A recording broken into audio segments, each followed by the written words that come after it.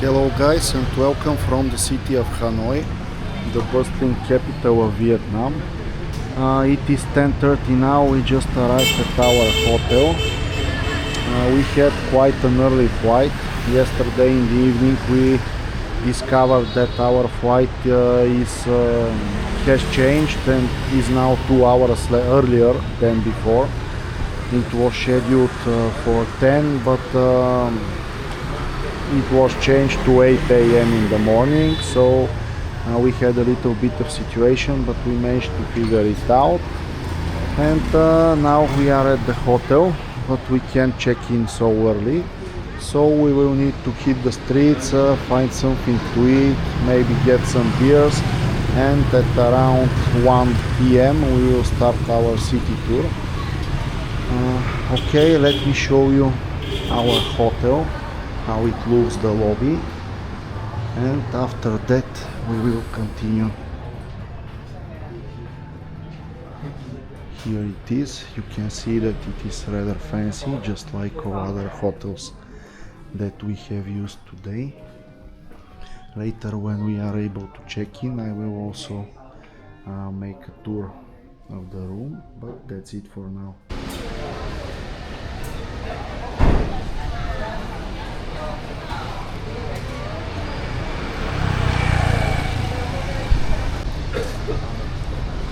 While we are looking for a restaurant, let me give you some little bit of information about the Hanoi.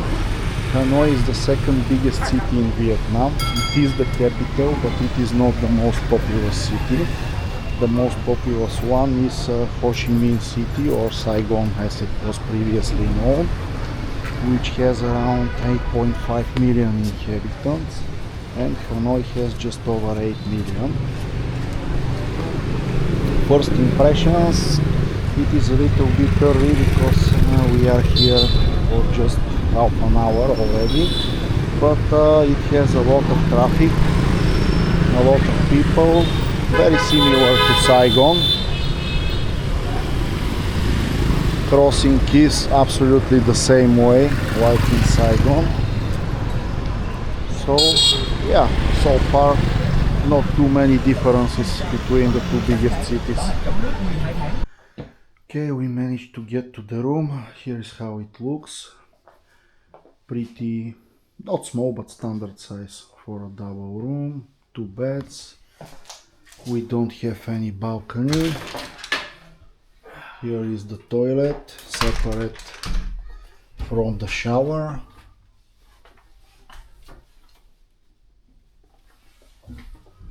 Pretty standard rainfall shower. Sink is separate also, and that's it. It looks okay, it will do the job. Okay guys, we already started the city tour in Hanoi, and this is our first object, which is the old French cathedral.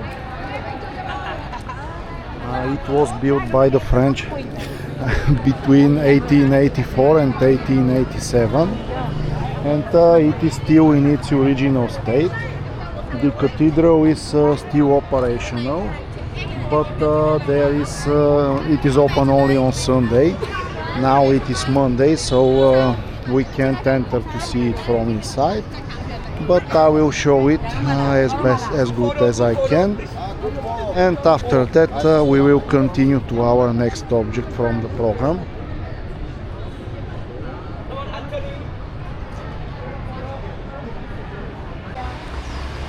Well guys, this is the second object from the tour, and this is the so-called train street.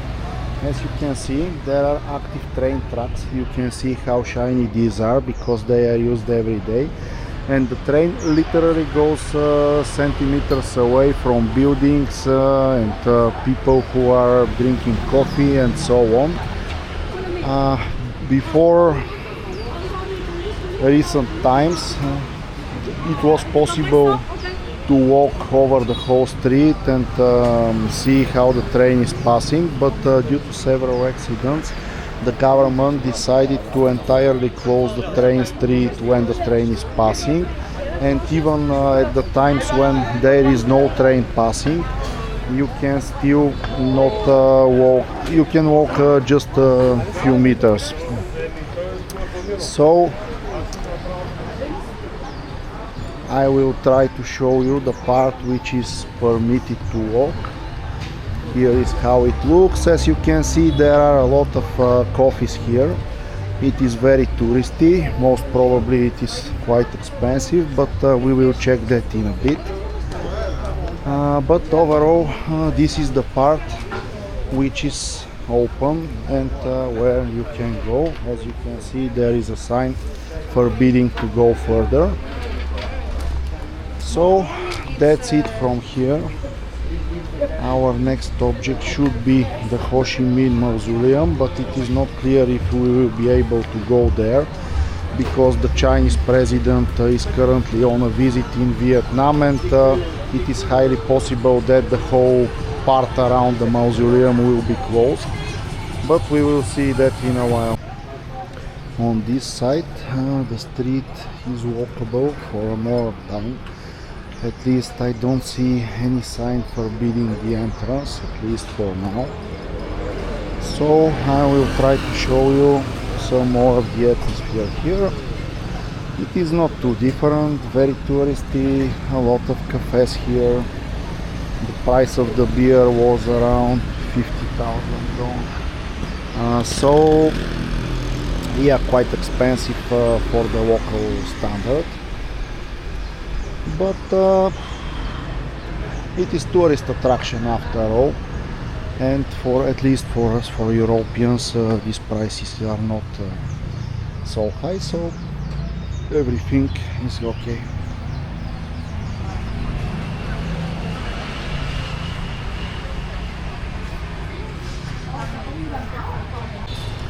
And this is the end of the touristy part, guys. As you can see, this is the way how the street normally looks. No cafes, no shops, nothing fancy, just a train passing through a normal urban area. We are about to enter the Temple of Literature.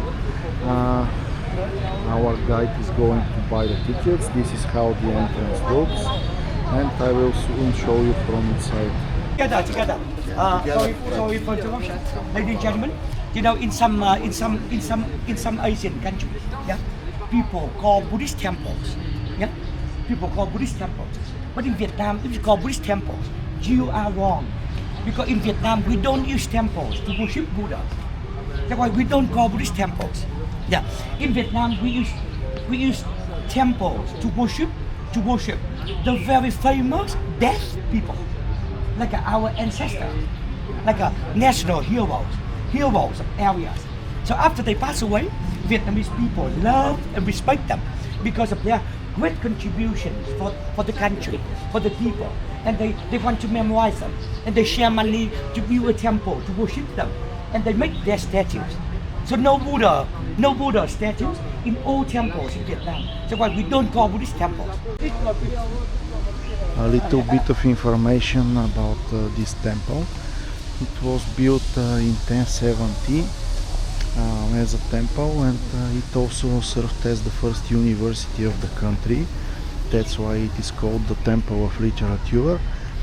And between 1070 and the middle of 13th century, it was used only for the elite of the nation to learn here. And after that, in 1779, between middle of 13th century and 1779, it was open for the public. Everybody could participate and learn here. After 1779, it was no more used as a university, and it was used only as a temple. When it was used as a university, the total area was around 55,000 square meters, and then it was dropped to just 12,000 square meters after that. This was the Gate of Talent.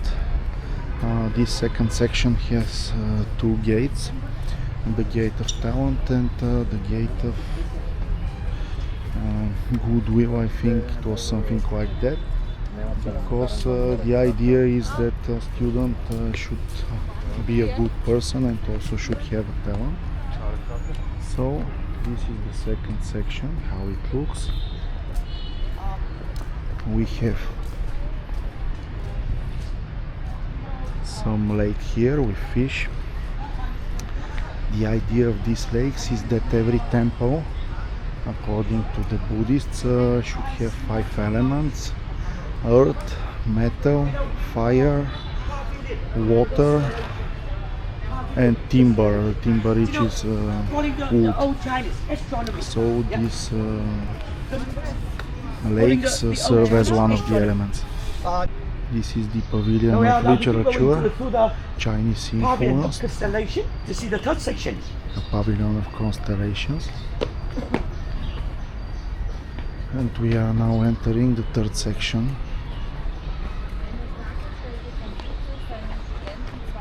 This is how it looks from the inside.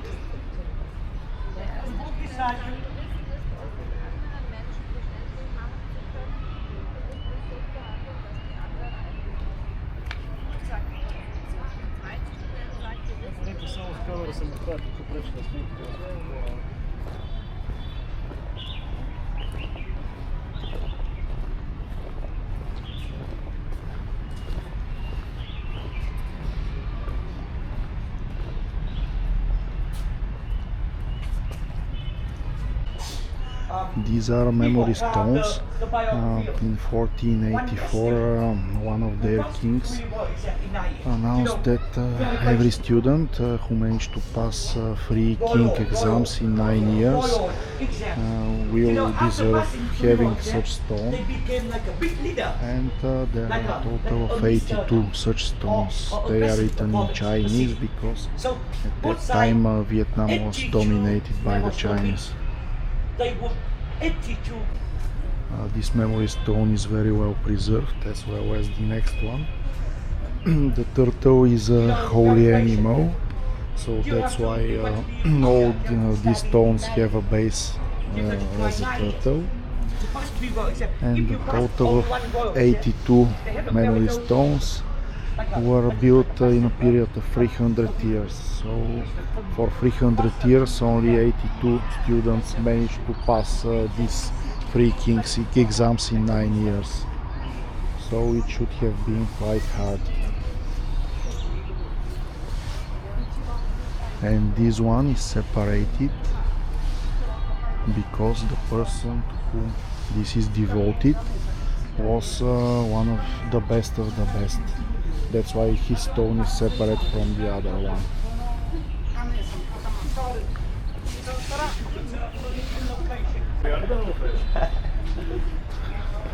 This door was for the royal family, and we are now entering the 4th section of the temple, which is devoted to Confucius, the famous Chinese philosopher and scientist.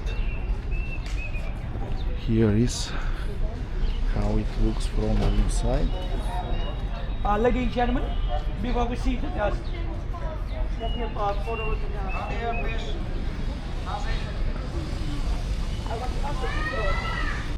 Our guide explained us what is the difference between a temple and a pagoda here in Vietnam, because we think it is the same, but it is not. By temple they mean a place where they remember their ancestors, the people who died and who were famous and useful for the society. And the pagoda is devoted to Buddha. If you see the 2 dragons, as you can see here on the roof, with a sun between them, this is a temple, it's not a pagoda. So this one is a temple devoted to Confucius.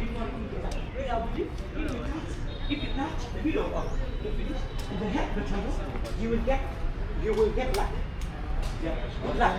Anyone want to try it? Just a minute. He also explained us that the 2 main colors of the temple are red and yellow, red for the power and yellow for wealth. That's why everything is painted in red and yellow. And here we are entering the temple itself. This one is the main statue, which is devoted to Confucius itself. As you can see, it is very beautiful. And this here on the left, and also there are some on the right, are for his students.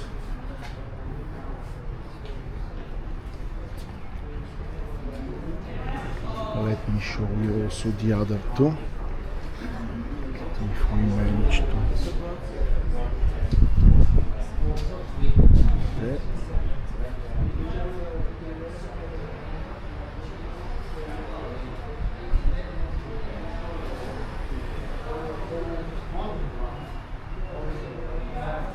These are very well done, very well preserved.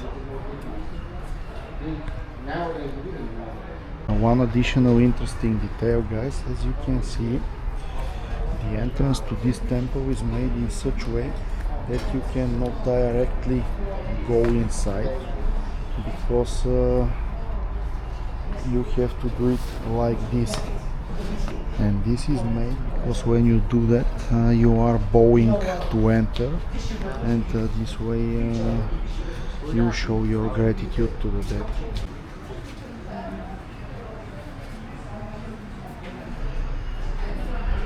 You can see that people here are touching the belly and also the foot and the head of the turtle of these sculptures, as they believe that this will bring them luck.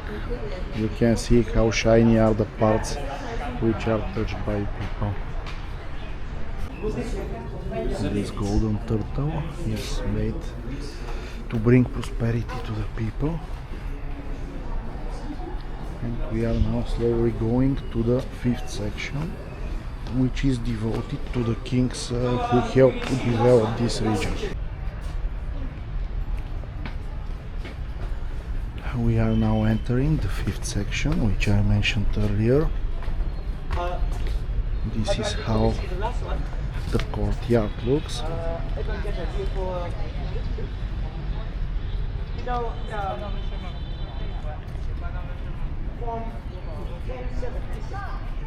So originally this place was part of the school area, the university area, where the students were, but around 85% of it were later destroyed to build a road and such things. So this is what has left, but it is now used as an offices and so on. So they now use this place to worship several people which are very important for them. One of them is the first headmaster, grand teacher of the university after it was opened to the public. And now we will go to see his statue.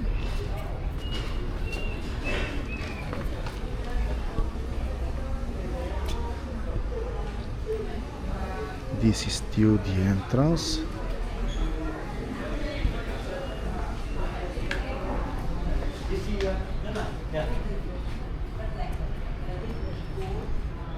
And this is the statue itself. This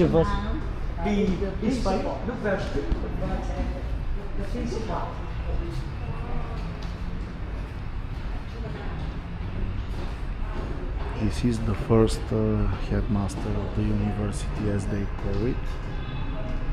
Obviously, very smart man who helped to create generations of, or at least one generation or two, of great people for Vietnam. And this is the name of it, Chu Van Nam.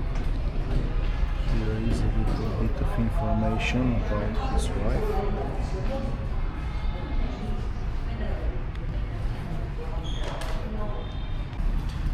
This is how the writing looked between 10th and 17th century, approximately even 18th, because Vietnam was dominated by Chinese at that time. So this one is written vertically like this, right to left and up to down. And this columns here are very solid. They are made from iron wood, which can easily be used for 500 or 600 years if properly maintained, and it's very solid but very expensive. Now we are going to the second floor, where we will find some other statues of people who they worship in this temple. These are the three kings, which statues I will show you in a bit. And the third one on the left-hand side, the leg and gold in the later. It was born in 1442 and passed away in 1497. He was the king who requested warriors people, inventing first few memorial stones in the third section to guard the Bible field, some best first best field. Just treat them before the gods. These are the statues of the three famous kings. Once more, I will try to show it from a little bit closer.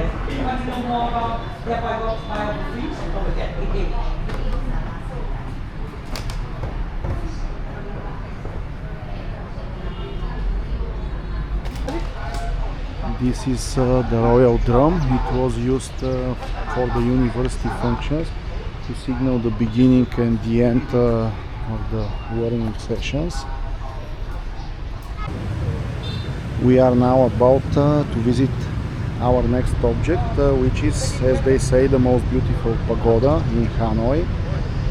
Meanwhile, we tried to visit the Ho Chi Minh Mausoleum, but as expected, everything was blocked by security forces because of the visit of the Chinese President Xi Jinping. So I will show you the pagoda in a bit. Hanoi has several lakes, and this is the biggest one, which they call the West Lake, and the pagoda is right next to it. We are about to enter the pagoda. Our guide explained us that the original pagoda was built in the 6th century, around year 544, and after that it was partially destroyed and renovated many times due to different conflicts and other events. So we are now about to enter and see it from inside.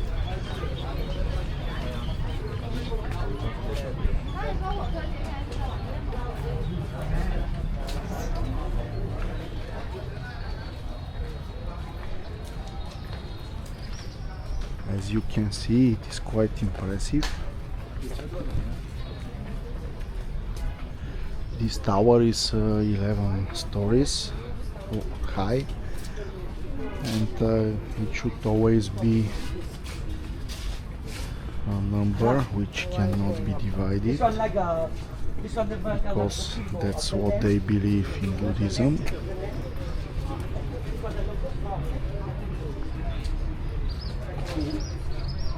You can see here some graves which are of the monks and nuns who care for this pagoda over the centuries.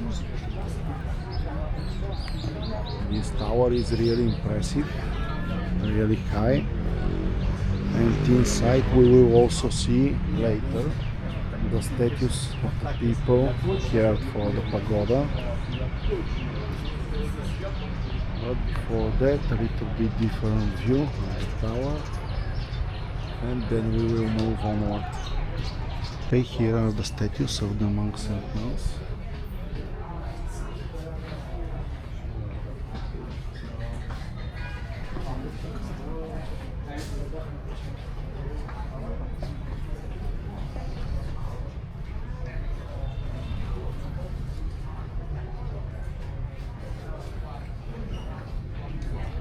Very well done.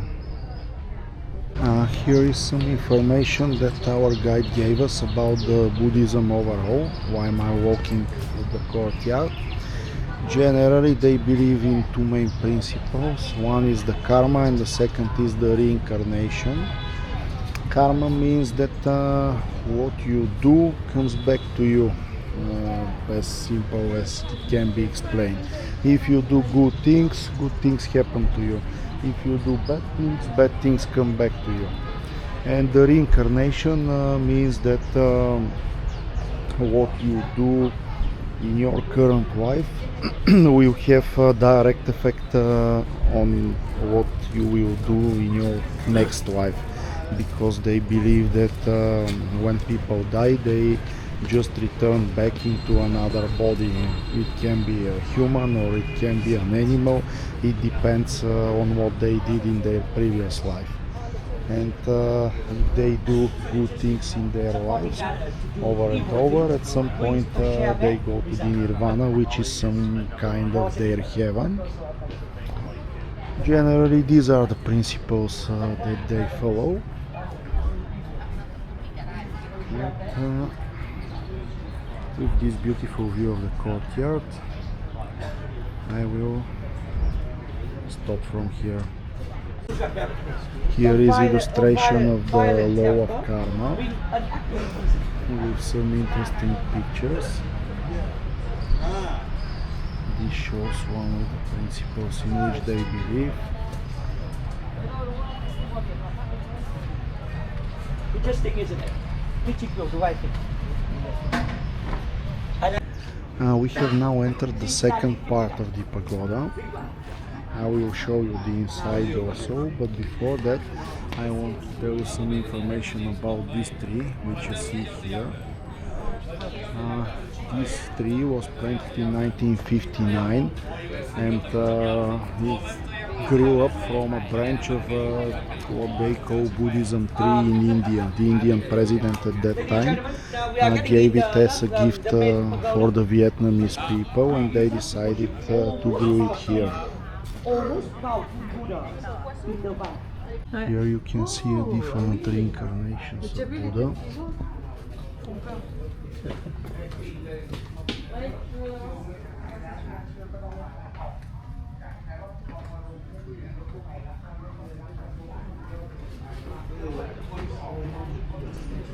Cannot enter inside because I don't want to take off my shoes, but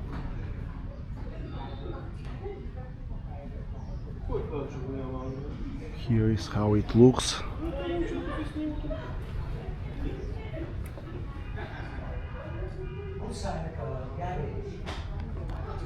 So this was the inside, and this is again the Buddha tree with almost no people, and also with a little bit of close-up view.